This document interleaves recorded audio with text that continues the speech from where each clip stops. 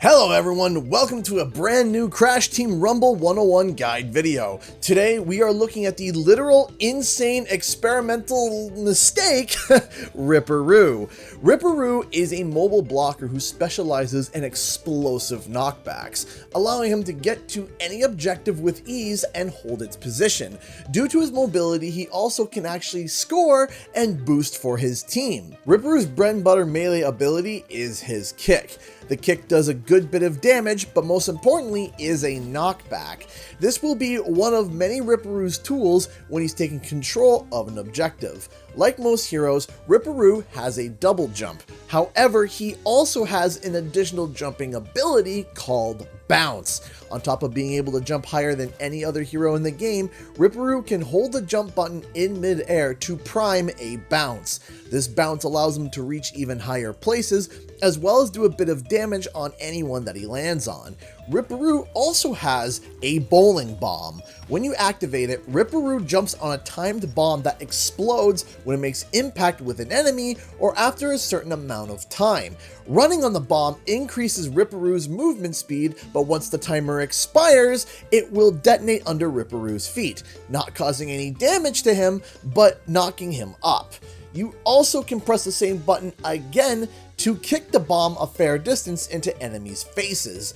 There's one more ability that is quite literally one of the best abilities in the game, and that is Cannon Launch. When you hold or press the trigger, it launches Ripper Roo across the map, dealing damage to everyone along the way and knocking away everyone wherever he lands. The longer you hold the trigger, the farther he goes. And oh boy, can he go far. Now, after hearing all of this, you might be thinking, are you sure Ripper Roo is a blocker? Did Toys for Bob place him in the wrong category? And yeah, I can understand that train of thought, and that's what makes him so much fun. He is a completely different kind of blocker. His small frame, mobility, and explosive nature makes him a literal blast to play. But where Ripper Roo falls short is, well, ironically, his explosive nature. You can absolutely eliminate yourself over and over again if you're not careful, whether it's overshooting your cannon, standing on a bomb too long, jumping on a bomb too early. It all can be hazardous to your health. Speaking of health, while Ripper Roo is a blocker,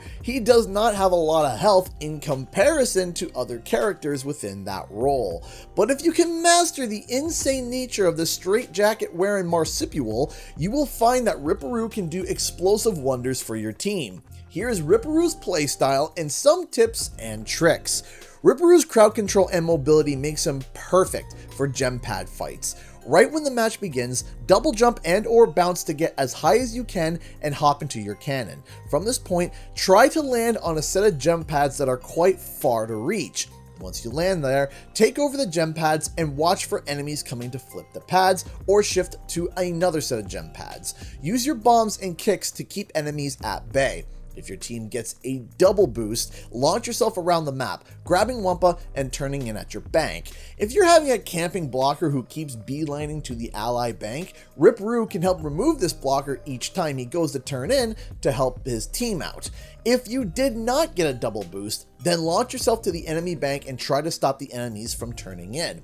When the double boost runs out, if your team is winning by a significant amount, Ripper Roo can continue to collect Wumpa by launching himself around the map, along with keeping the bank clear of enemy blockers. If your team is losing, Ripper Roo can continue to be an absolute nuisance by constantly spawning and launching himself to the enemy bank, where he can wreak havoc and pain on the enemy team. Once again, when gem pads go online, Ripper Roo should launch himself over to try to take them over for his team. One of many ways that Ripper Roo can drive you absolutely insane is doing something I call juggling or chaining kicks. Because Ripper Roo's kick is quick and a knockback, which also interrupts abilities, you can constantly keep your enemies at bay, especially bigger enemies like Dingodile, who have such a large hitbox and are slower. Ripper Roo can absolutely just keep spamming his kicks to absolutely make their life miserable.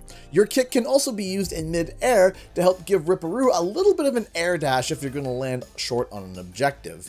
Now, there are two abilities that Ripper Roo has that has, well, a lot of depth and interactions. the bowling bomb and the cannon launch, but definitely more of the bowling bomb. The bowling bomb is arguably the ability that will probably kill you the most if you don't know how it works.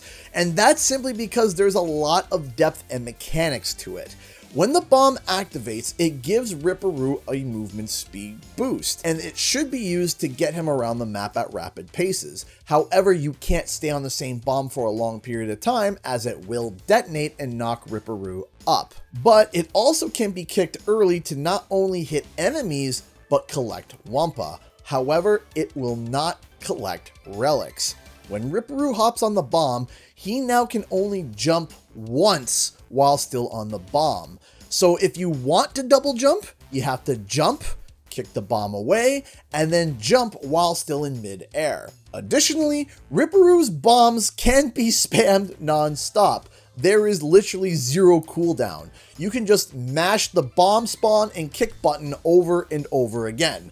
Trust me, enemies love it when you stand on their bank and do this. This also can be used to take out enemy powers, like Greg or healing fridges. Additionally, you can simply just run the bomb square into enemies without the need to kick it.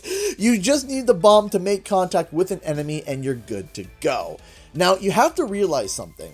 You can hop on a bomb while you're in mid-air, but you can't jump while the animation is going off. So if you get hit with a knockback, do not hop on a bomb while you're still in mid-air, because if you're over a hazard, like either falling or lava, you will fall to your death.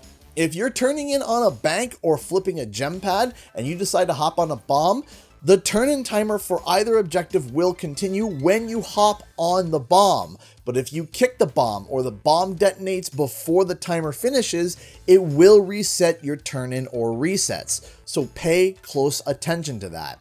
Ripper Roo's cannon launch ability is a fantastic way to move across the map in breakneck speeds. But if you overshoot it, you will most certainly die, as you cannot jump while you're launching through the air. But what's cool is that you can actually adjust your trajectory while you are in midair. So if you messed up your cannon launch, you can tweak your landing by using the analog stick to turn to the intended direction. You actually can reset your cannon launch by smashing Ripper Roo into a wall or obstacle while in mid-launch. Now, when you launch out of the cannon, if Ripper Roo George of the jungles into an obstacle, he actually can just hop right back into the cannon again by pressing the right trigger. And this actually resets the ability, and he can actually do this over and over and over again. It's actually kind of ridiculous. For powers, I suggest that you use the jump crate.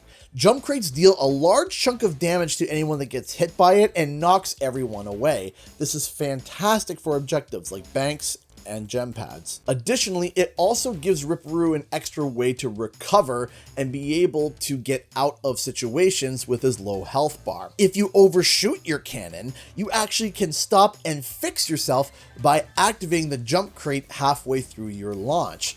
You also can just fire yourself right across to the other side of the map, no matter how big, with jump crate's help. Flytrap Spitter is another decent power if you feel like you need more gem pad control, and Garbage Dump is also okay to be able to cover up banks and other objectives. However, overall, I feel like Jump Crate does wonders for Ripper Roo. And that is my Ripper Roo guide. I have guides for other characters on the channel as well, so if you want to check those out, that would be awesome. And don't forget to like and subscribe for more Crash Team Rumble content. Thanks so much for watching, and I'll see you guys in the next video and our live stream. Bye-bye!